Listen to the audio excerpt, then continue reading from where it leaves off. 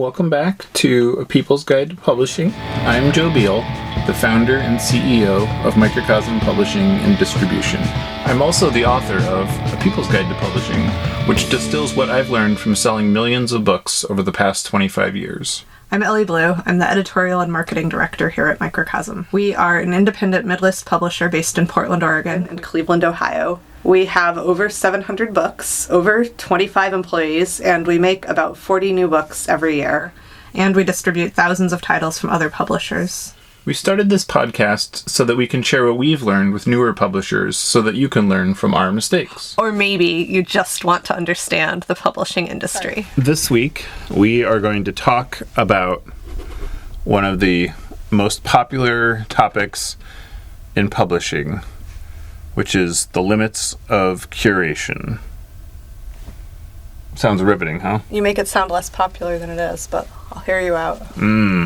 So, this is kind of I've been involved in enough sales conferences and presentations where somebody comes up and is like really passionate about a book, and then you have to kind of awkwardly be like, this just doesn't seem like the kind of book that you would publish, or this doesn't really fit what you do, or, here's some like negative associations with this language that you've chosen.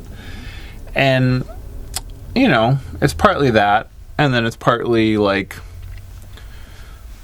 there's only a certain amount of distance that your audience will follow you. So, if you've only published books about kangaroos, then if you start publishing books about photography that is not pictures of kangaroos, people are probably going to not only be confused, but not willing to follow you there, because they're like, oh, that's a different part of segmentation. Like, that's not for me. That's for those photo people. So a lot of it is you want to think about something that is adjacent enough to what you're currently doing, and think of yourself as a curator.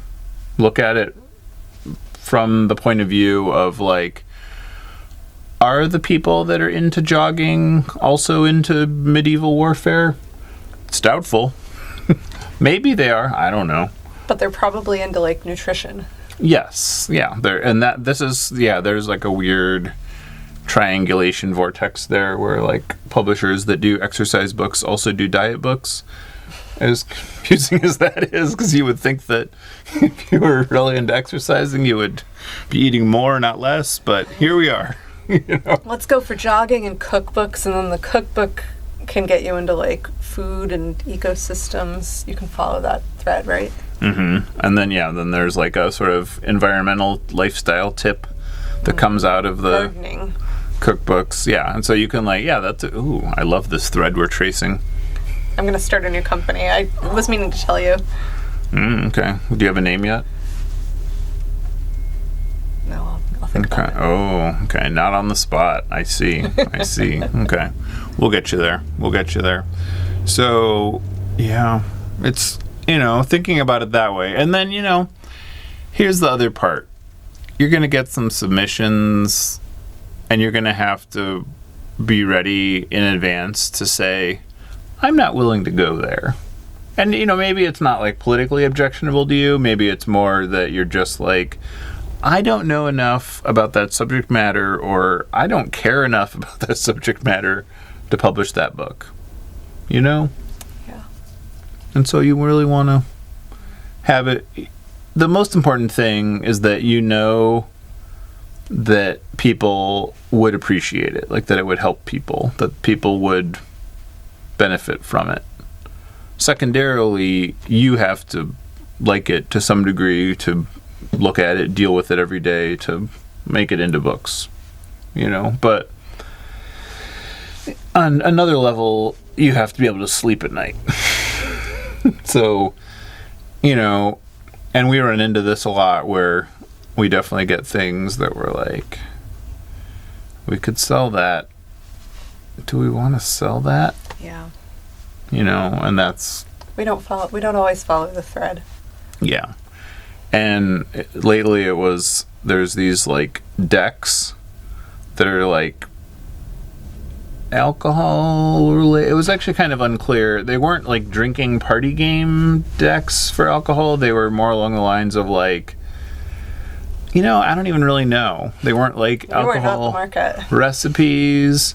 It was a little unclear, in fact. I think it's just like decks are such a popular product that this person thought like, oh, I'll make an alcohol deck that is like somewhat nebulous in terms of like what it actually is. It's a deck-shaped product. And that was one of those things where I was just like, we should probably do it. And then the more I thought about it, I was like, ugh, I don't want to do that. Which, your gut is a pretty good check at times like that. Thanks for joining us once again. Please send your questions to podcast@microcosmpublishing.com so we can answer them on future episodes. And please give us 5 stars on iTunes and everywhere else that podcasts are reviewed. You can find us on the internet at microcosm.pub. On Twitter at Microcosm. On Facebook at Microcosm Publishing. On Instagram at Microcosm_pub.